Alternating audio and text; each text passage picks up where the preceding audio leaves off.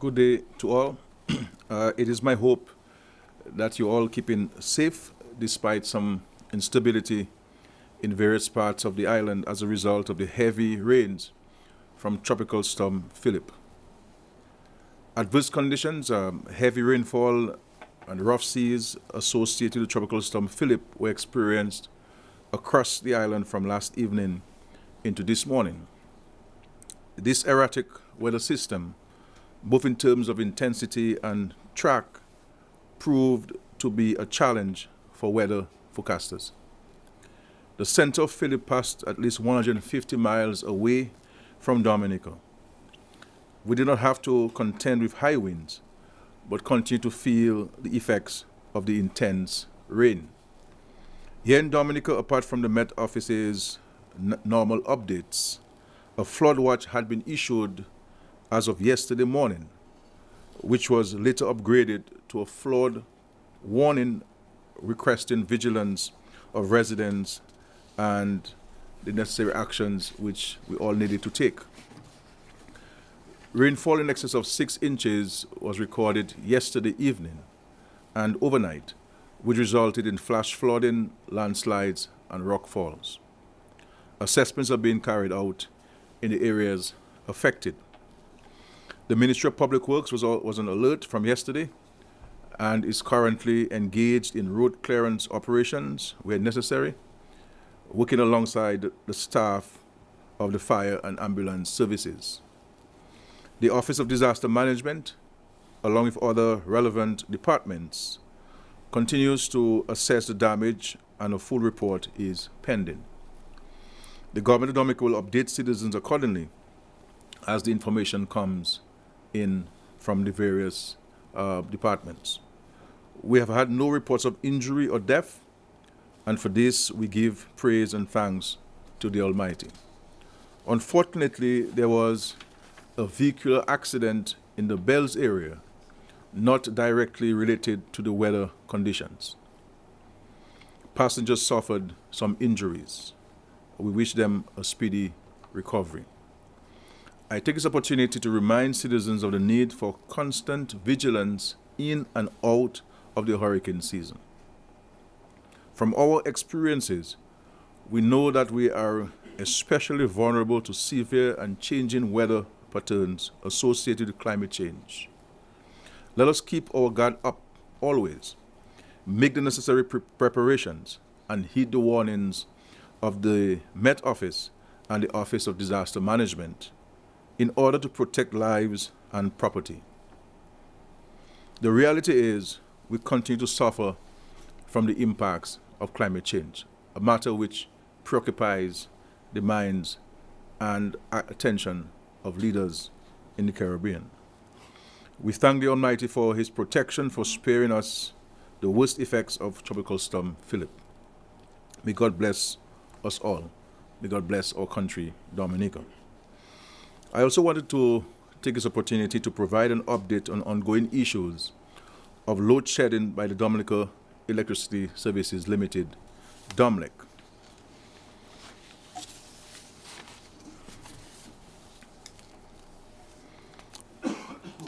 I speak to you today not only as Prime Minister or Chief Representative of the major shareholding interest in DOMLEC, but as a resident of the country who also has been affected by the frequent outages and who myself long for them to end. Reliable electricity supply is an absolute need in today's Dominica. I am in contact with officials of DOMLEC on a daily basis, and I wish for you to know from the outset that the government of Dominica is leaving no stone unturned in its efforts to overcome the challenges of returning consistency and reliability to our electricity supply in the shortest possible time. So I feel your pain and I share your disgust. This situation is unsatisfactory, and I have said to the Board of Directors of DOMLEC that the government is available 24/7 to review and sign off on any and all recommendations in the quest for an eased and ultimate elimination of this problem. Now, what, you may ask, is a real challenge? Dominic has advised the government that the company requires additional generation capacity. And this is as a result of a number of issues. One, its aging generators. Two, the climatic impacts on the hydro system. Three, the extreme heat we have experienced this year, being the hottest summer on record. And four, an increased demand due to increased activity in the economy. There is now a shortfall of 2.3 megawatts of electricity needed in the country. People can argue among themselves how we have gotten to this point and whether anything further could have been done to avoid the deteriorated situation. I am sure there will be merit in such discussions, but this would not be very helpful now in finding a solution. There will be time for us to reflect upon and analyze the situation, dating back many years. But alas, now is not the time for this. My focus and that of the hard-working board of directors of DOMLEC and the staff of DOMLEC is to find solutions to the challenges and return normalcy to the delivery of service in the shortest possible time. There are workers at DOMLEC who have not taken a day off since load shedding started. Directors have been meeting day and night to evaluate options and make recommendations.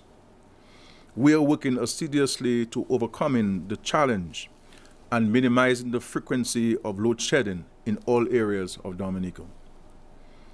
I would like us to understand that this is a situation that could have been much worse now had the government not stepped in when we did to assume the position of major shareholder of the company.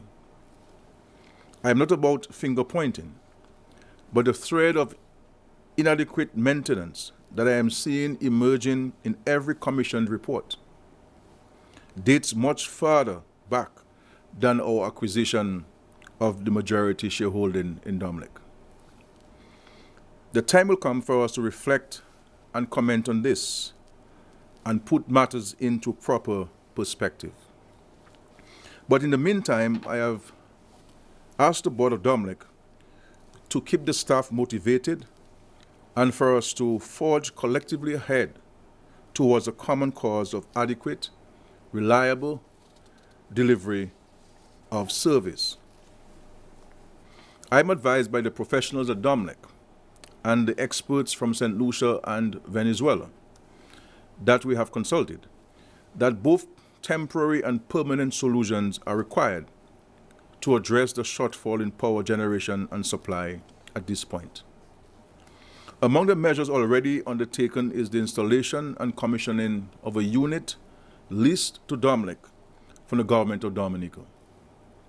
This unit is now online and is contributing 0.7 megawatts to generation capacity at the Focole power plant, a generator which was sourced some years ago by a Dominican living in the diaspora, Mr. Linton Scotland. The Trafalgar Power Station, which accounts for 1.2 megawatts of power, based on the current lake level and water resource availability, has been out of service due to the pipeline failure, which occurred on Friday, September 22, 2023. The system is expected back online this week. As a matter of fact, DOMLEC has suspected some sabotage and a report was made to the police by DOMLEC of these incidents. It is important to note that operating at full capacity when water levels are high, the Trafalgar Power Station can contribute up to 3.5 megawatts to generation capacity. So let's hope that yesterday's rains, and of course this morning rains, would also have brought positive outcomes in terms of shoring up lake levels and water outflow availability at Trafalgar. The generation consultant engaged by Dominic at the start of this current episode has completed his assessment of the diesel generation plants. The assessment spanned September 18 to September 21, 2023, and the final report is awaited. The consultant has been assigned to Dominic from September 28, 2023 on a month-to-month basis and will provide technical assistance in the generation department. The September 19 to September 21, 2023 assessment by the Venezuelan technical team has also been completed. The report is under review. A team of 5 Venezuelan hydro technicians is expected to commence work at the hydro plant in early October. That is hopefully next week they'll come in, or later this week. Other technical assistance is also expected from the Venezuelan government. Based on the temporary measures mentioned earlier, Dominic has assured us of improvement in the widespread load shedding currently being experienced across the island by mid-October 2023. So as of now, we are giving ourselves under 2 weeks to break the back of this challenge and to return adequate service to most communities on a regular basis. The government of Dominica, working collaboratively with Dominic, has also identified short to medium-term measures to address the issues now being experienced.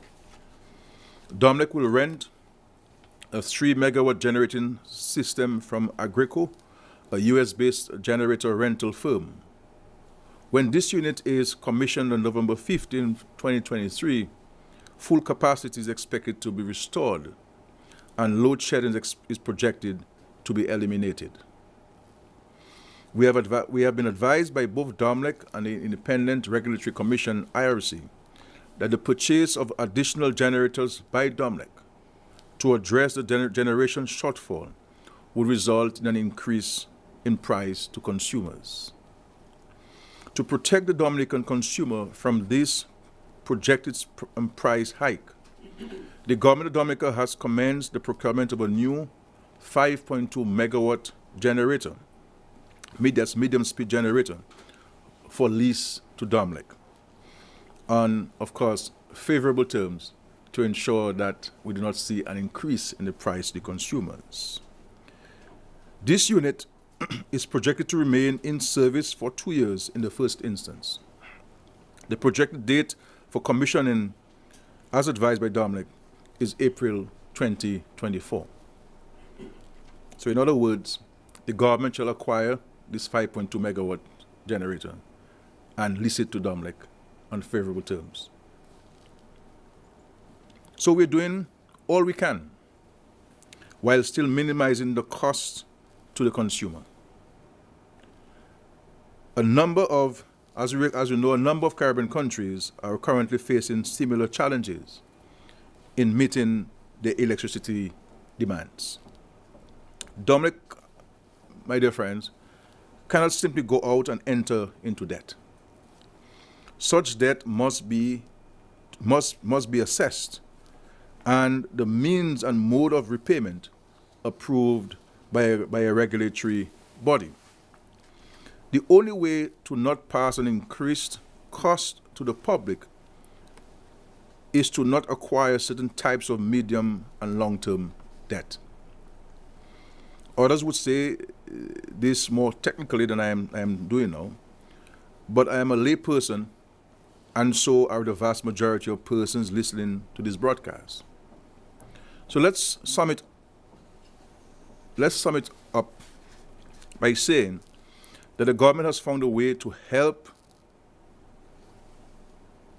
Dominic generate and also to access the supply of electricity that is needed to match current demand without being forced by law to pass such increases onto you, the consumer, who we know cannot bear such at this time.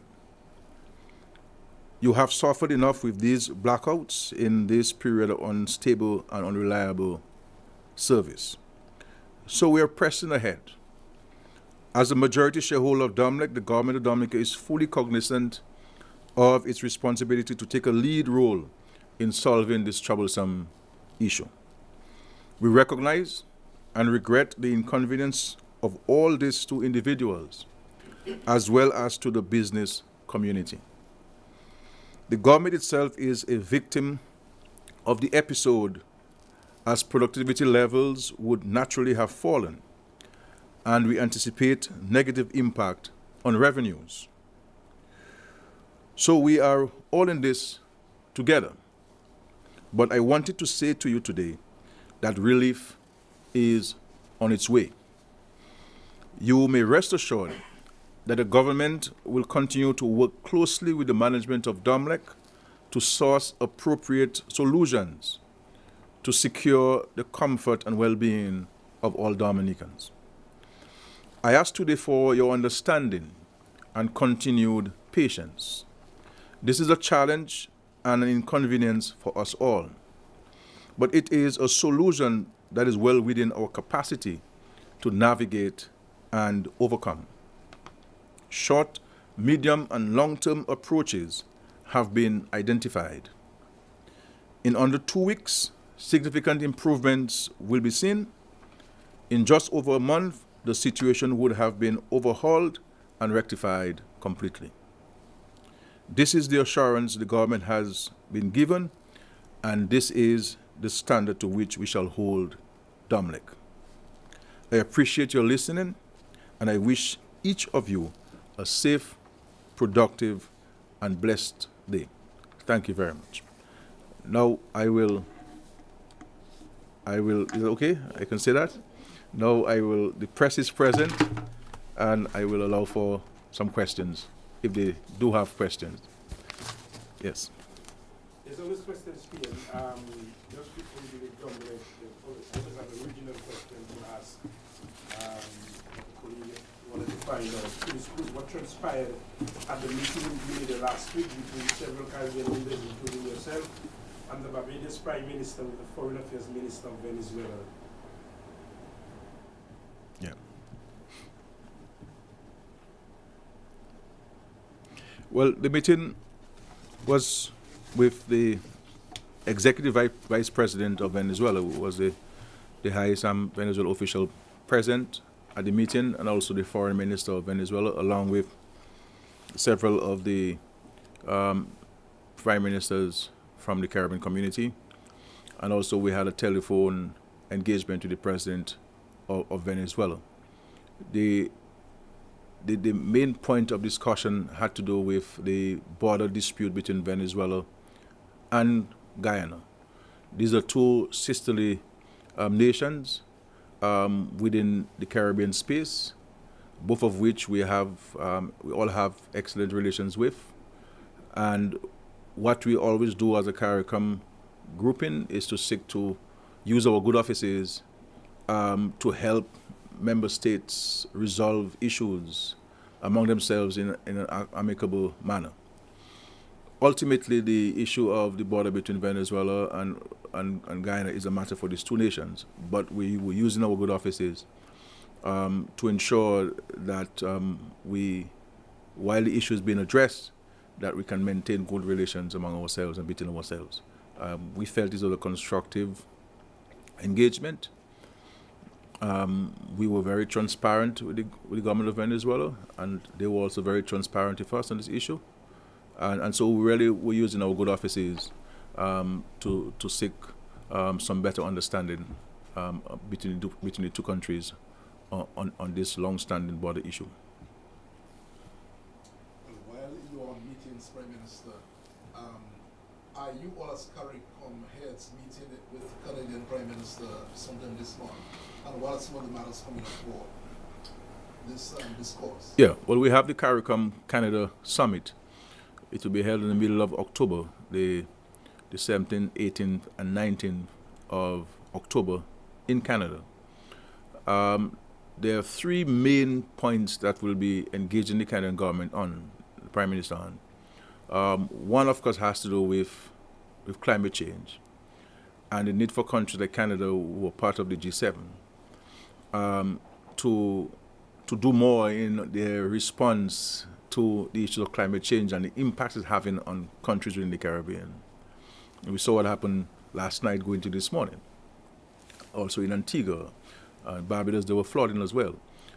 So we're being impacted by this on an ongoing basis, and so we believe that Canada is in a good position to have a stronger voice and more practical action, and getting the other colleagues within the G7, among other nations, to play a greater role and to live up to the commitments of capitalizing this fund to assist countries like ours in building resilience against natural disasters. And they've been talking about $100 billion. The new estimate really is $2.3 trillion that developing countries will require if we're to seriously address and assist us in building resilience against the impact of climate change. And so we go into COP28 in December in the UAE, and this will be an important meeting to get some firm commitments from Canada before CARICOM Canada Summit. The other issue has to do with the changing of the governance structure and the way that countries like ours access financing from international financial institutions. As you know, the government of Barbados have presented the Bridgetown Initiative, which CARICOM has adopted as its own. So we're in full support of what's been presented in the Bridgetown Initiative for calling for the change of the way that financing is made available to developing countries. And so that's another issue, because Canada sits on the G7. And really, for there to be changes in the international financial institutions, the G7 must be part of this. And so we want to get more political will from countries like Canada, and having clear timelines to have this thing effective, because we can't wait until eternity for this to come. And so this is one topic. And of course, the final topic, broad topic, is the situation in Haiti. The UN has passed a resolution. Kenya has agreed to provide 1,000 police officers. But certainly Haiti needs more than that. Haiti is going to need a comprehensive set of measures to help it, one, stabilize the situation and bring law and order back into Haiti, but also, going forward, an economic plan that is well financed by the international community. Because even if you were to address the security issue in Haiti, which we must address, and following which you must have elections in Haiti, as everyone has agreed, the Haitian government people have agreed. But you have a humanitarian crisis. You have little or no access to education, healthcare, public institutions, etc. So Haiti is going to need a complete overhaul and a Marshall Plan to help it get out of the situation once and for all. So it is just not go in and send some people in there and, okay, well, we have been able to stabilize things and go out. The Security Council resolution, in my view, needs to now build upon itself and to look at every clause in the resolution and to determine what specific actions which need to be taken to effect those clauses in the resolution, and I think that that is going to be very important to do. My view is that we need to get the United Nations, we need to get the IMF, the World Bank, development partners, Haitian people, led by the Haitian people, to really come together, CARICOM, to come together to assist the Haitian people with galvanizing that support. I mean, Haiti needs us now more than ever. And we understand the precarious situation with the gangs, but Haiti is not the only country with gangs. So there are strategies we believe that can be employed to really treat with the gangs and neutralize them, and to bring law and order in Haiti and ensure that the Haitian people can go about their daily lives like the rest of us in the world. Mr. Prime Minister, in recent days we've heard your Attorney General come under pressure. A statement made in Parliament about calling candidates for the president a drumstick, and calling for him to resign and step down as the Attorney General. Any comment from you on this? Well, The call for him to step down? well, I don't think this statement has met the threshold for resignation of anyone who would have said this. I think everything has to be taken into context. And I believe that the Attorney General issued a statement and he placed his comment into context. And he also went ahead and apologized. And I believe that his statement was sincere and genuine. And I think it should be accepted by all who believe that his comment would have offended them, and accept this and let's move on. What I will say on this occasion, though, too, as well, is that those who speak must be consistent with the application of the litmus test. That we have seen many of my ministers, my own wife, so many things have been said about her publicly, and the deceased Madam Speaker,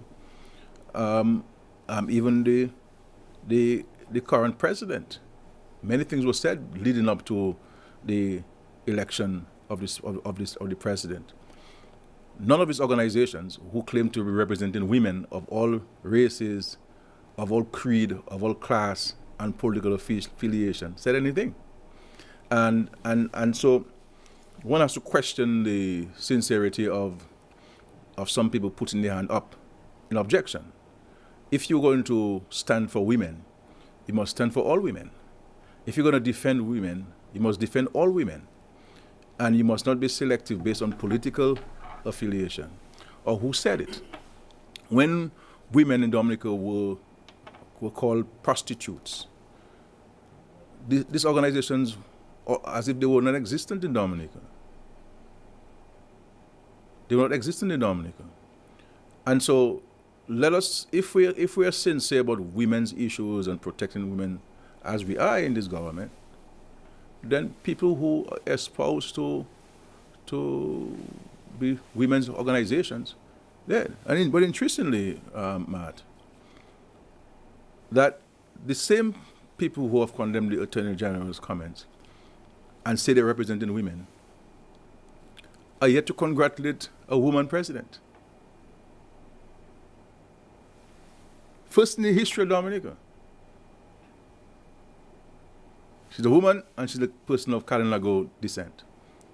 And none of these organizations who claim to be women's rights advocates. We had in 2019 and subsequent 2022, the most women in Parliament. These organizations have not lauded this thing. Regional and international people have recognized this, and not the local people. So, any Dominican who is serious about these issues cannot take them seriously. They would talk about domestic violence. We went to Parliament and passed the most comprehensive set of legislation, the most far-reaching legislation to protect women and men and the elderly and children in Dominica. And not one of these organizations who claim to be women's organizations, women activists, has issued a statement, not even a one word or two words in support of the legislation. We have gone ahead and we have increased, we have got a whole new structure to provide support to women and children. And no public statements about this thing. Let us, for Christ's sake, stop playing politics with people. And if we're serious about and genuine about representing people, let us represent everyone. But you can't want to spend so much time on after the Attorney General has apologized. But there was no call by the Women's Bureau or not Women's Bureau, whatever the association they have and so forth. And then let us walk the streets of Roosevelt to acclaim victory that we are the first female president in Dominica. And let it be a shining light for other girls in Dominica and young boys. Come on. I know everybody knows that this politics being played. But the Attorney General has, in response to your question, in reiterating the response to your question, the AG has apologized, and I think it's an opportunity time for us to move on. But it is still not too late for these very same organizations to congratulate the president.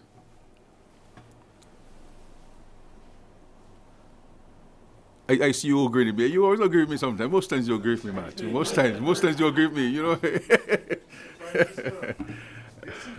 Yeah.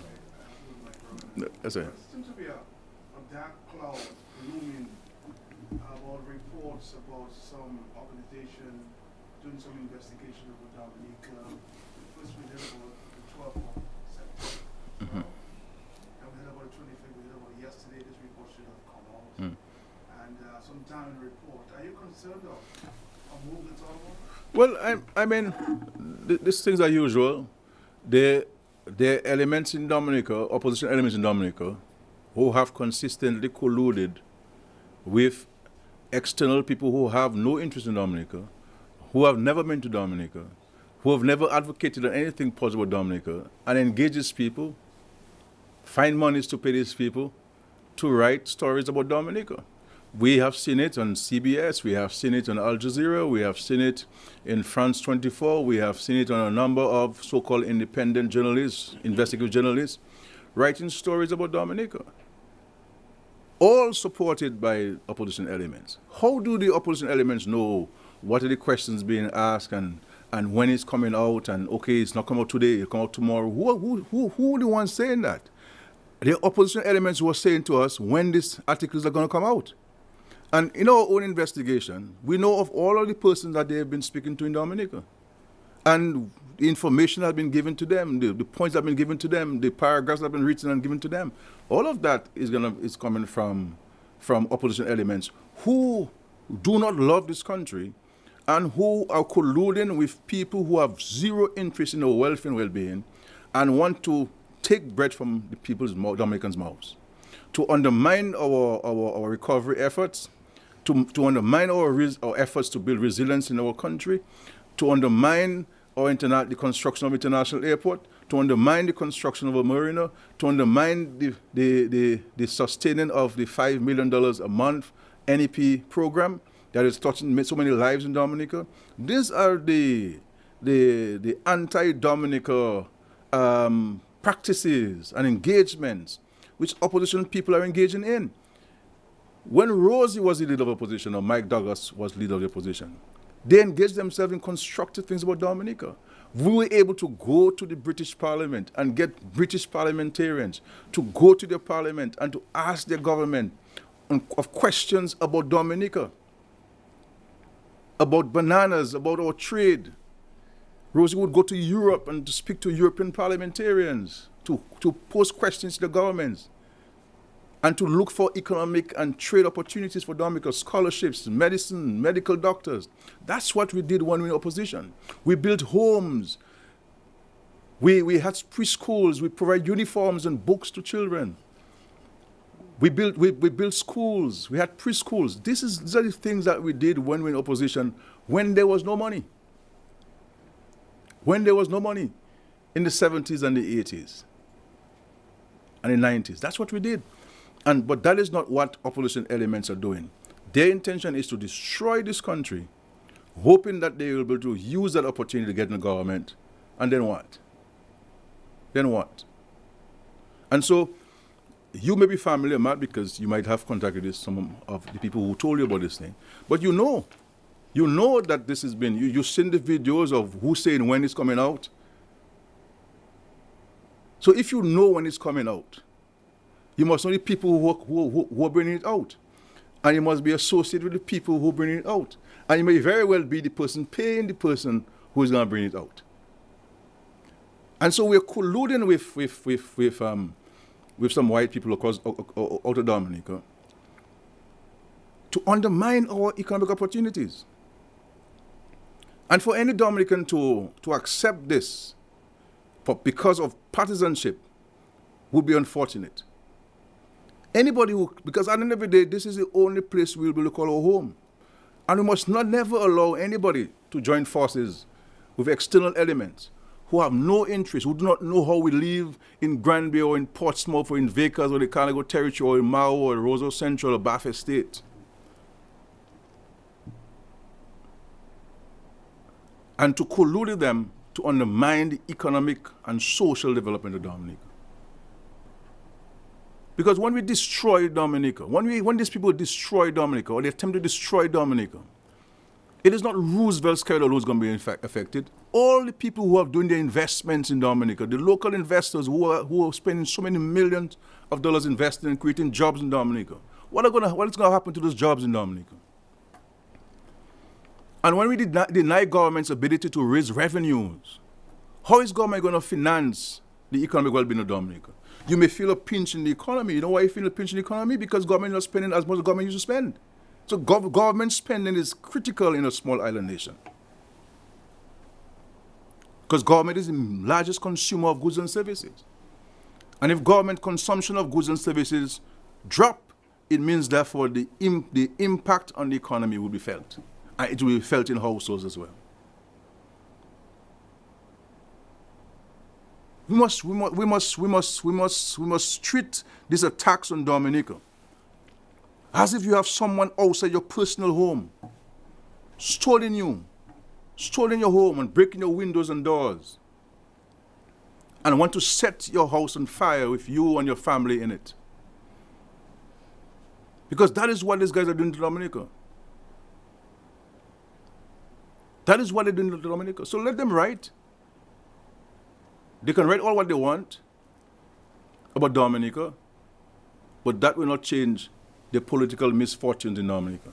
Because at the end of it, the majority of Dominicans understand and they're enlightened to what's happening in Dominica. But those who want to undermine Dominica, it's unfortunate. But let them write. Whether they come on 12th of October or 4th of October, 4th of October, doesn't matter to me. They should bring it out tonight. Bring it out tonight. But can we not get them to write about climate change and the impacts of climate change? Can we not get them to write about the need for the international financial institutions to change their attitude towards us and have it published in the British and the American and the European newspapers? If we have money to pay these terrorists to write about and to undermine our economic well-being, can we not use the same money that we're paying them, that benefactors are given to the opposition, to pay these people, to write positive stories about Dominica?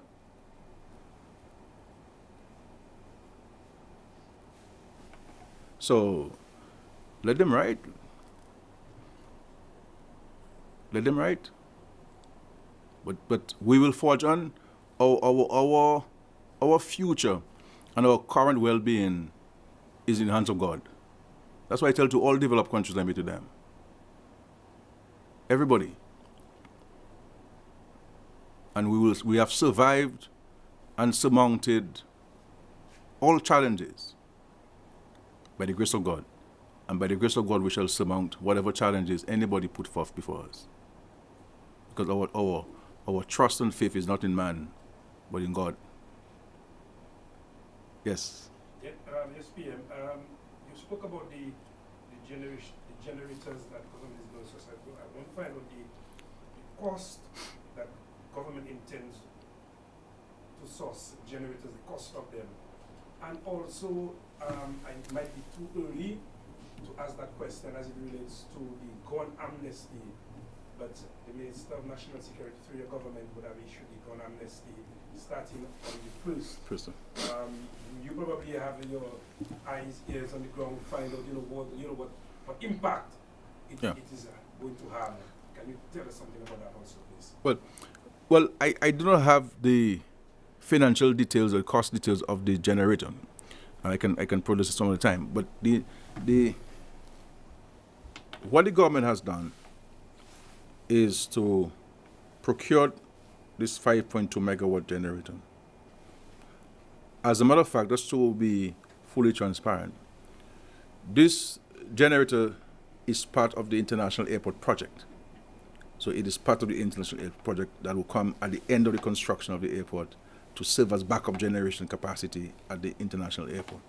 What we have done is that we have advanced the purchase of that generator, and then we shall lease it to Dominic. And this is being done to simply reduce or avoid any increase in the cost of electricity to the consumers. Because obviously, government will lease this generator at non-commercial rates, so that there will not be any impact on the consumers. So this is our preoccupation, because we recognize that under law, that if Dominic were to spend money, the regulators will have to allow Dominic to recover its investment from the consumer. And the only way you're going to recover investment in consumer is increasing the cost of the service to consumers. So we're seeking to negate the passing on of the debt to the consumers. With respect to the leasing of the 3 megawatt plant from the United States, Dominic is underwriting the cost of that for his own financial means. And then we have also granted Dominic a 0.7 megawatt generator that is all currently online, and we'll have some specific lease agreements. Now, we're entering into agreement with Dominic because Dominic is a company, and I want to ensure that at all steps of the way, that government does not interfere in Dominic one way or the other, and so that whatever we do with Dominic has to be done properly, legally, with all of the financial rules recognized and so on, because it's a company, it's not a department of government. It's a company registered on the Companies Act of Dominica, and therefore we respect and treating them in that manner, and so that there's no interference of government in this. I have stepped forward as Prime Minister in this matter because it's a national issue, and we have the view, and I'm of the view, that government must be involved to assist in finding a resolution to this impact, to this matter, especially where it's going to impact the citizens of Dominica. So whatever we do, Carly, to respond to your question, we will ensure that we do not pass on the costs to consumers. This is why government has decided to purchase the generator and lease it to Dominic. If we had allowed Dominic to purchase it, then you will see an increase in the cost of electricity to consumers. And with all of the frustrations that we've had for the last weeks, I would not want to see an increase. That is the Christmas gift that Dominic is giving us at this time. But to avoid it from giving us that kind of Christmas giving so far as increasing the cost of electricity, then we assist in them with that regard. On the gun issue, well, as you know, the police have been engaged in some operations to recover illegal firearms in Dominica. We are giving people an opportunity in this month to surrender illegal firearm. To surrender the illegal firearm. If you use that period of time, you will not be prosecuted. But the moment the time elapses, we will go back on aggressive, sustained, serious campaign to eradicate the illegal firearms in Dominica. As a matter of fact, we're even looking at the legislation to see what else we can do with the legislation to strengthen the hands of prosecutors in prosecuting gun crimes in Dominica. This is a threat to our security, it's a threat to our social fabric, and it's a threat to our economic circumstance. And we do not want it to get to a point of being out of hand, because one gun crime is one too many. And therefore, whether you are 1 or 11 or 12, it is one too many. And therefore, we want to ensure that we take all of the preemptive actions. We have invested heavily to put in scanners at our ports of entry.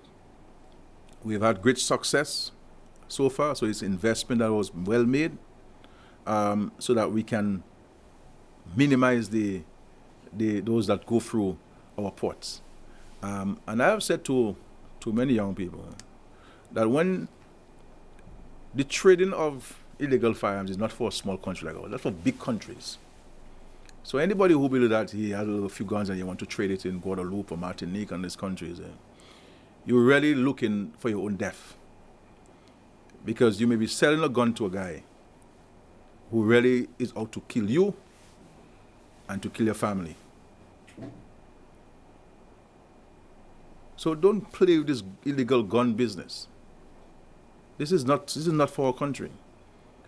And if you have it and then you use it to commission a crime, it's even worse. And so I would like to urge all of us, the media, the churches, the civil society, the business community, the trade unions, the youth groups, the political parties, everybody, the village councils, town councils, city council, to lend your voice to this effort of the police and the Minister for National Security government in urging our citizens and residents who may be in possession of illegal firearms to use this opportunity. To use the opportunity. If you do not want to come yourself, get your mother to take us. If you do not want to use your mother, use a lawyer. You understand? Or just drop it off in front of the police station and call the police station and say there's a firearm outside. Some way. But just get it off the streets. Because it may very well be used to kill you at some point.